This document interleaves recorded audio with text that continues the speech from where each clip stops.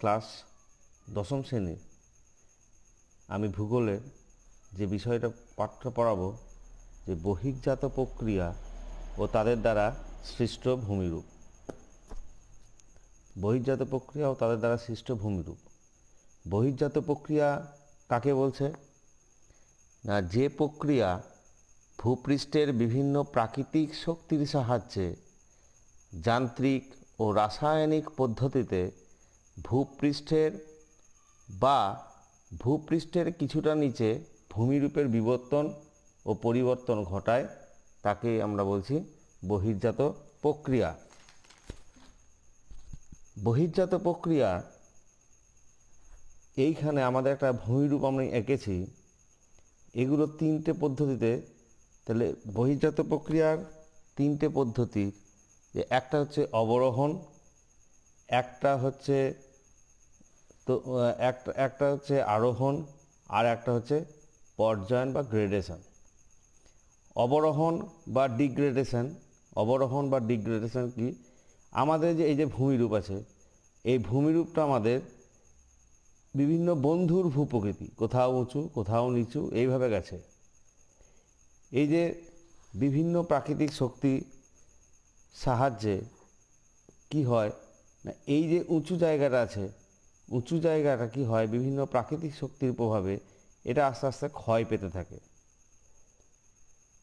যেটা ক্ষয় পেতে থাকে সেটা হচ্ছে অবরোহণ প্রক্রিয়া। যে আস্তে আস্তে ক্ষয় পেয়ে তখন উচ্চতা কমে যায়, তখন তাকে বলছি অবরোহণ প্রক্রিয়া। অবরোহণ প্রক্রিয়ার তিনটে রকম পদ্ধতি হয়, একটা হচ্ছে আবহবিকার পদ্ধতি, একটা হচ্ছে পুঞ্জিত ক্ষয়, আর একটা হচ্ছে ক্ষয়ীভবন। অবরোহণ প্রক্রিয়ায় যে ভূমিরূপগুলো হয় সেটা হচ্ছে গিরিখাত, ঝুলন্ত উপত্যকা, ইয়ারদাং, জিউগেন, এগুলো।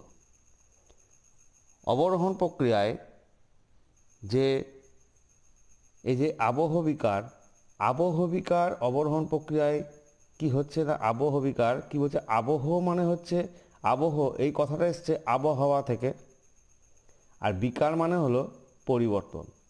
তাহলে আবহবিকার কাকে বলছি? আবহাওয়ার বিভিন্ন উপাদানের সাহায্যে ভূমিরূপের উপরিভাগের যে পরিবর্তন ঘটে তাকে আবহবিকার বলে। একে আবার বিচূর্ণী ভবনও বলা হয়।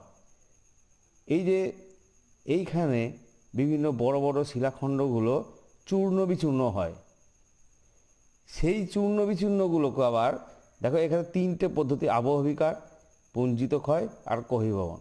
তাহলে আবহবিকার কি হলো, উপরিভাগের যে পরিবর্তন ঘটলো আবহাওয়ার বিভিন্ন উপাদানের সাহায্যে, তাহলে এইটার পরিবর্তন ফলে কি হলো না, বড় বড় শিলাখণ্ডগুলো চূর্ণ বিচূর্ণ হলো। চূর্ণ বিচূর্ণ হওয়ার পরে যেটা আসছে যে দ্বিতীয় নম্বর পয়েন্ট, পুঞ্জিত ক্ষয় কি না, আবহবিকারের ফলে শিলা যখন পার্বত্য ঢাল বা মালভূমির গা বেয়ে অন্য কোনো মাধ্যম ছাড়াই অভিকর্ষের টানে নিচের দিকে নেমে আসে, তখন তাকে আমরা বলছি পুঞ্জিত ক্ষয়। মানে এই পদার্থগুলো যখন এই সমস্ত পদার্থগুলো অভিকর্ষের টানে যখন কোনো মাধ্যম ছাড়াই নিচের দিকে নেমে আসছে, তখন তাকে আমরা বলছি পুঞ্জিত ক্ষয়। কোনগুলো? ওই চূর্ণ বিচূর্ণ শিলাগুলো। তারপরে আসছে 3 নম্বর আছে, গত আছে কি, ক্ষয়ীভবন। ক্ষয়ীভবন কি না, বিভিন্ন প্রাকৃতিক শক্তি যেমন নদী, হিমবাহ, বায়ু ও সমুদ্র তরঙ্গর সাহায্যে ভূপৃষ্ঠের ক্ষয়ে যাওয়া পদার্থ উৎপত্তি স্থল থেকে অন্য জায়গায় সরে গিয়ে ভূপৃষ্ঠের উচ্চতা কমিয়ে যখন ক্ষয়ের শেষ সীমায় পৌঁছায়, তখন তাকে আমরা বলছি ক্ষয়ীভবন। এই সমস্ত পদার্থগুলো যখন ক্ষয়ে যেতে একটা শেষ সীমায় চলে আসে, তখন তাকে আমরা বলছি ক্ষয়ীভবন। তাহলে অবরোহণ পদ্ধতিতে তিনটে পদ্ধতিতে হয়, একটা হচ্ছে আবহবিকার, একটা হচ্ছে পুঞ্জিত ক্ষয়, একটা হচ্ছে ক্ষয়ীভবন। এই তিনটে পদ্ধতির সাহায্যে কি হয়, যে উঁচু ভূভাগ, এই যে অবরোহণ বা ডিগ্রেডেশন, এই উঁচু ভূভাগটা উচ্চতা আস্তে আস্তে কমতে শুরু করার পরে এই যে দ্বিতীয় নম্বর এলো আরোহণ পদ্ধতি কি না, ভূপৃষ্ঠের কোনো ভূমিরূপ আবহবিকার, পুঞ্জিত ক্ষয় বা ক্ষয়ীভবনের সাহায্যে, তার মানে অবরোহণ যেটা হলো, এই যে এখানে দেখালাম আমরা অবরোহণ, আবহবিকার, পুঞ্জিত ক্ষয়, ক্ষয়ীভবন, তাহলে আবহবিকার, পুঞ্জিত ক্ষয়, ক্ষয়ীভবনের সাহায্যে ঢাকা পড়ে গেলে বা নতুন স্তরের ওপর স্তর গঠন করলে তাকে আরোহণ বলে। তাহলে ছবিতে আমরা কি দেখছি, যে এইখান থেকে পদার্থগুলো ক্ষয় পেয়ে পেয়ে এইখান থেকে উচ্চতা কমছে, এখানে উচ্চতা কমছে, এখানে আস্তে আস্তে ক্ষয়ীজাত পদার্থগুলো এইখানে জমছে, স্তরের ওপর স্তর গঠন করছে, তখন তাকে বলছি আমরা আরোহণ বা অ্যাগ্রেডেশন, অবরোহণ বা ডিগ্রেডেশন, আরোহণ বা অ্যাগ্রেডেশন। এই পদ্ধতির পরে তারপর কি হলো দেখো তোমরা, এইখানটা একটা দাগ কেটেছি আমি, যেটা বন্ধুর ভূপ্রকৃতিটা কীভাবে আস্তে আস্তে সমতল হচ্ছে, তার মানে থার্ড পজিশন হলো, দেখো এখানে লেখা আছে পর্যায়ন বা গ্রেডেশন, অবরোহণ, আরোহণ আর পর্যায়ন মানে গ্রেডেশন। গ্রেডেশন এই যে পর্যায়ন 1876 সালে গিলবার্ট প্রথম গ্রেড কথাটি চালু করেন। পরে 1904 সালে চেম্বারলিন ও সলিসবেরি নামে দুজন বিজ্ঞানী পর্যায়ন বা গ্রেডেশন শব্দটি ব্যবহার করেন। গ্রেডেশন মানে হলো সমতলীকরণ, তার মানে পর্যায়ন কি বলছে, যে পর্যায়ন বলতে আমরা কি বুঝছি না, বহির্জাত প্রক্রিয়ায় দীর্ঘ সময়, অনেক দিন ধরে চলে, এটা একদিনের নয়, এটা অনেক দিন ধরে চলে, বহির্জাত প্রক্রিয়ায় দীর্ঘ সময় ধরে ক্ষয়, বহন আর সঞ্চয় কাজের মাধ্যমে ভূমিভাগের সমতলীকরণ হওয়াকে, এই ভূমিভাগটা আস্তে আস্তে, দেখো তোমরা এখানে উঁচু আছে, এখানে নিচু আছে, আবার উঁচু আছে, আবার নিচু আছে, আবার একটু উঁচু আছে, তারপর আবার নিচু আছে, এই যে উঁচু নিচু বন্ধুর ভূপ্রকৃতি, উঁচুটা কি হচ্ছে, আবহবিকার, পুঞ্জিত ক্ষয় আর ক্ষয়ীভবনের সাহায্যে ক্ষয় পেয়ে উচ্চতা কমে গিয়ে সেটা সমতল হচ্ছে।